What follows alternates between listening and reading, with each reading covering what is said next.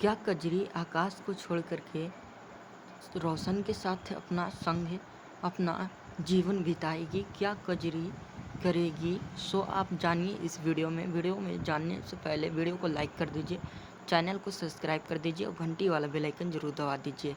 तो जानते हैं आगे। आकाश कजरी से कहता है, क्या कजरी मुझसे शादी करोगी? कजरी कहती है, नहीं, मैं शादी आपसे नहीं करूँगी क्योंकि दूसरा से मैं प्यार करती हूँ। आकाश जी, मैं शादी नहीं कर सकती आपसे क्योंकि दूसरा को दिल दे बैठी हूँ।